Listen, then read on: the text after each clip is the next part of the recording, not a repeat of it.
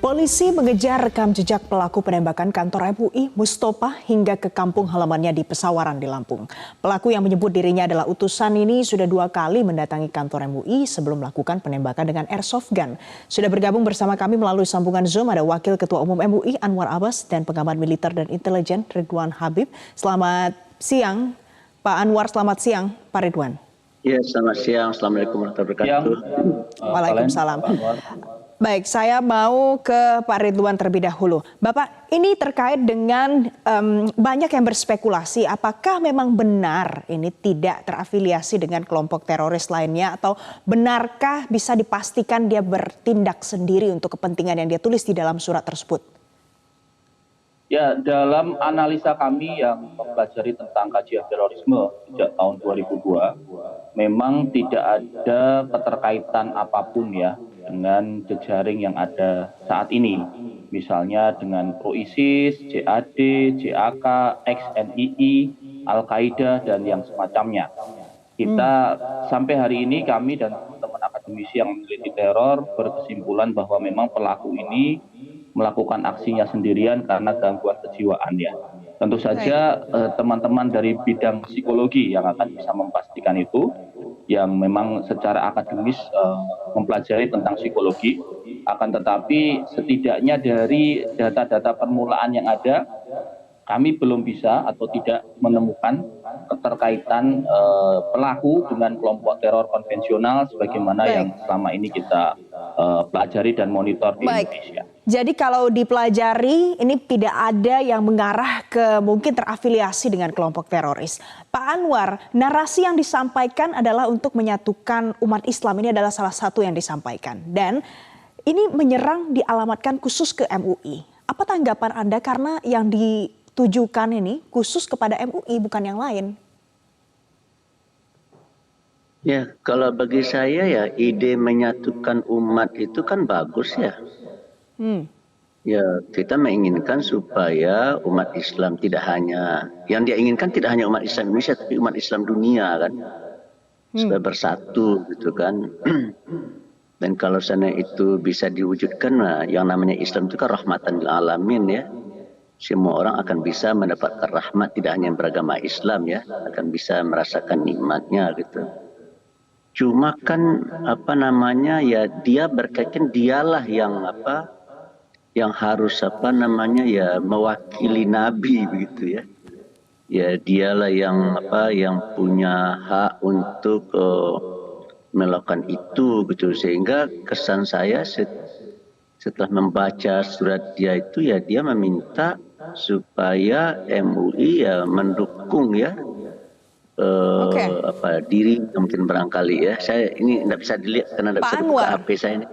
Pak Anwar, kalau sudah dikirimkan surat ditujukan kepada MUI, apakah sudah tepat tidak memberikan respon atau nanti ke depannya kalau ada yang mengirimkan surat, ancaman, ini lebih baik direspon atau bagaimana menurut Anda?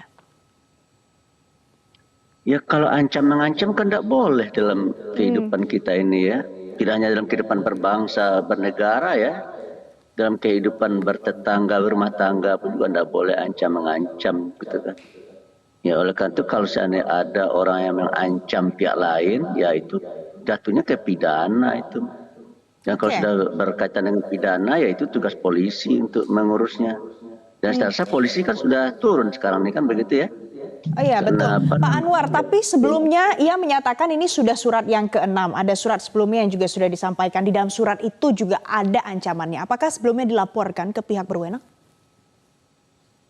Ya kami aja baru tahu kemarin suratnya. Baik, jadi selama ini tidak ada informasi seputar ini ya Pak ya? Ya kesan saya ya surat ini tidak perlu ditanggapi, kategori suratnya ya. Kan ada surat yang harus ditanggapi dan harus ada surat yang tidak perlu ditanggapi. Kalau ini kan kalau kita baca aja itu ya, ya rasa-rasanya ya yang tidak perlu direspon itu begitu. Dan kita tidak merespon gitu. Dan petugas di kesekretariatan ya tidak menyampaikannya kepada pimpinan karena dalam kalau manusia memang tidak usah direspon itu. Baik, Pak Ridwan. Baik, saya mau ke Pak Ridwan. Pak, ini kan Anda sebagai pengamat intelijen juga, pada saat ada pernyataan-pernyataan ancaman begitu yang ditujukan kepada organisasi yang besar, apalagi seperti MUI, banyak yang melihat dan memandang MUI, apakah yang dilakukan selama ini sudah tepat dengan tidak memberikan respon untuk hal ini? Permasalahannya kan, Pak Len, ancamannya itu di mana? Apakah itu surat dia simpan sendiri dalam dompetnya, ataukah dia sudah publikasikan itu di media sosial, ataukah dikirimkan melalui pos? Ini kan harus clear dulu. Apakah ancaman itu memang sudah terdeliver sebagai ancaman? Misalnya tadi data Metro TV mengatakan ada surat kepada Kapolda Metro Jaya Juli 2022. Nah, surat itu bulan Juli diantarkan atau suratnya tertanggal Juli tapi tidak sampai ke sana. Nah, ini kan banyak pertanyaan yang belum terjawab. Salah satunya tentu bisa dibuka ketika data handphone atau HP milik pelaku ini, Mustafa ini, dilakukan forensik digital. Jadi dari situ kan kelihatan apakah dia punya komunikasi dengan orang lain, apakah ada WhatsApp yang terhubung dengan orang lain atau telepon yang terhubung dengan orang lain. Dari situ bisa ketahuan. Kemudian riwayat atau rekam jejak dia di Jakarta bagaimana? Apakah dia pergi ke MUI itu, kapan dia jalan dari Lampung? Naik apa dia dari Lampung? Apakah dia menggunakan pesawat ataukah dia menggunakan kapal laut, dan bagaimana dia bisa membawa airsoft gun dari Lampung ke Jakarta? Ataukah dia sudah dari lama tinggal di Jakarta? Ini banyak sekali pertanyaan-pertanyaan yang saya kira nanti yang bisa menjawab adalah penyidik dari Polda Metro Jaya. Kalau menurut Pak Ridwan, apakah MUI yang menjadi target ini juga banyak orang-orang yang mungkin bisa dikategorikan sebagai ekstremis di dalam bidang seperti ini juga menargetkan hal yang sama? Oh tidak ya, selama ini saya kira Majelis Ulama Indonesia itu kan mengayomi semua umat. Tidak hanya umat Islam ya, saya kira Buya Anwar Abbas juga sangat baik hubungannya dengan umat-umat yang lain, Nasrani, Hindu, Buddha. Jadi saya kira MUI sebagai organisasi kebangsaan sudah sangat baik dan tidak layak menjadi sasaran teror. Dan dalam kajian terorisme kami selama ini juga tidak ada serangan ke arah MUI ya. Serangannya ke kepolisian biasanya, kantor polisi, ke kantor polsek, itu karena dianggap sebagai pihak yang menangkapi teman-teman mereka. Tapi kalau serangan ke MUI saya kira selama ini nggak ada rekam jejak begitu di kelompok teror di Indonesia.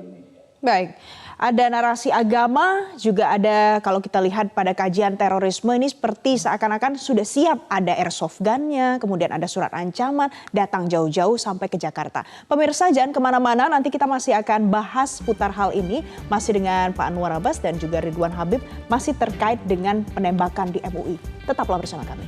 Pemirsa, terima kasih Anda masih bersama kami dalam Metro Siang. Kita masih akan lanjutkan dialog kita siang hari ini dengan Wakil Ketua Umum MUI Anwar Abbas dan juga pengamat militer dan intelijen Ridwan Habib masih seputar penembakan MUI. Pak Anwar, saya mau ke Pak Anwar. Ini kita tahu yang baru kita lihat adalah satu orang Mustopa. Bagaimana dengan adanya potensi teman-teman Mustopa atau Mustopa lainnya? Mitigasi seperti apa yang disiapkan MUI kalau menjadi target sasaran lagi? Ya kalau menurut saya ini tugas polisi, ini tugas intelijen. Jadi bukan tugas MUI. Tugas MUI kan adalah hanya ya bagaimana MUI bisa melakukan perlindungan terhadap umat ya. Bagaimana caranya supaya MUI bisa berperan untuk memajukan bangsa kan. Bagaimana caranya supaya MUI bisa bermitra dengan pemerintah ya kan. Lalu kalau misalnya ada individu-individu atau sekelompok orang yang ingin melakukan tindakan makar atau tindakan menakut-nakutin orang, ya itu tugas polisi, bukan tugas Majelis Ulama Indonesia. Oke. Ya cuma ya Majelis Ulama Indonesia tentu saja hanya mengingatkan ya. Makanya seperti saya katakan tadi, mengapa tidak diopenin oleh Majelis Ulama Indonesia? Karena dia menganggap dirinya wakil Nabi, gitu kan ya. Nah, dan kalau saya tidak menganggap wakil Nabi, ya mungkin barangkali juga dalam bahasa yang lain saya seperti menganggap diri sebagai Nabi ya, sebagai Rasul kan. Dan kalau saya sudah punya paham seperti itu, maka MUI sudah punya kriteria, ada 10 kriteria aliran sesat ya. Salah satunya itu adalah mengakui dirinya menjadi nabi atau mengakui ada orang lain yang menjadi nabi setelah Nabi Muhammad ya. Kalau ada orang yang punya paham seperti itu adalah orang yang memiliki paham yang masuk dalam kategori aliran sesat gitu. Ya karena di awal suratnya itu dia sudah mencerminkan, menggambarkan bahwa dia adalah wakil nabi. Ya sudah, mungkin karyawan karena sudah tahu tentang kriteria aliran sesat, ya tidak menindaklanjutinya begitu kan. Dan dia kan juga bersurat kepada pihak Kapolda Jaya ya. Dan dia juga menginginkan supaya ya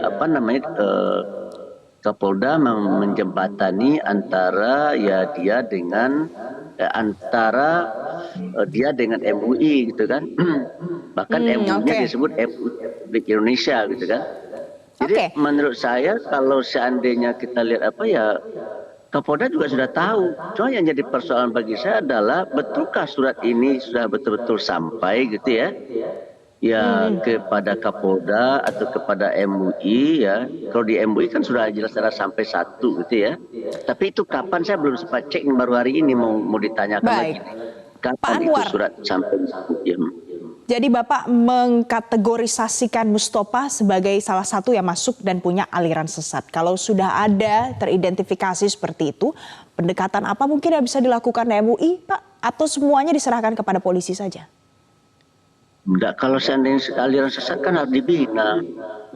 Ya kita kan baru tahu ini bahwa dia punya pandangan seperti itu kan kita baru tahu ya. Jadi ya kita mengajak, insya Allah nih mungkin hari ini siang ini nggak tahu saya teman-teman juga kumpul sama dengan ormas-ormas Islam yang membicarakan masalah ini ya.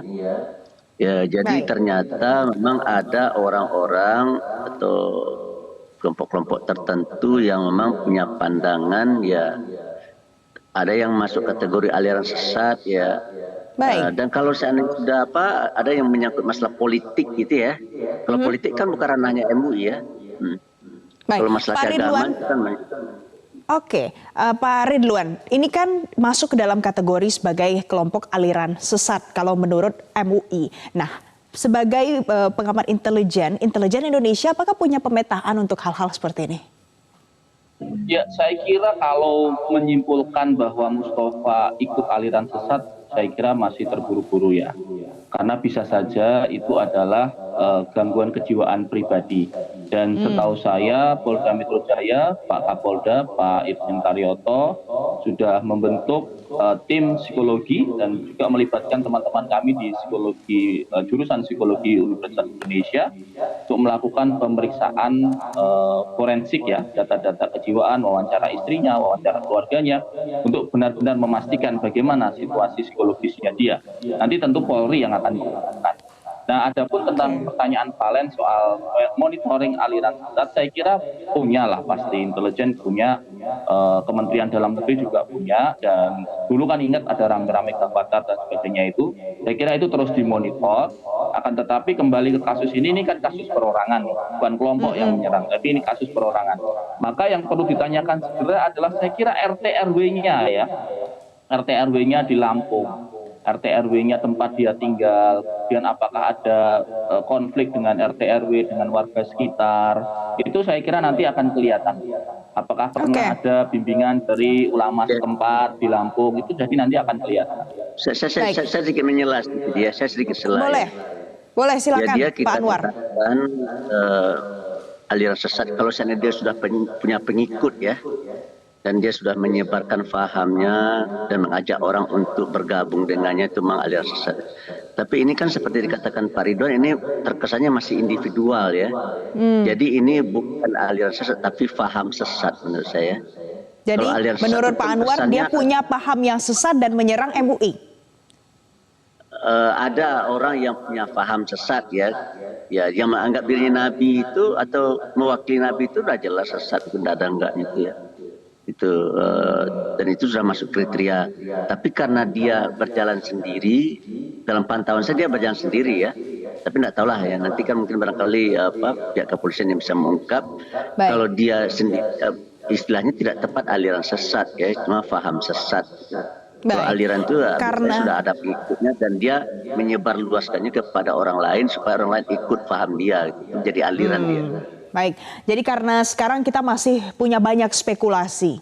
Menurut MUI bisa menjadi paham sesat, bisa karena sakit psikologis, tapi bisa juga ada yang mengatakan ini salah satu bentuk aksi teror. Kita masih akan tunggu apa yang disampaikan dari hasil penyidikan dari pihak kepolisian. Terima kasih Pak Anwar Abbas, Wakil Ketua Umum MUI. Terima kasih Pak Ridwan Habib, pengamat militer dan intelijen sudah bergabung bersama kami siang hari ini di Metro Siang.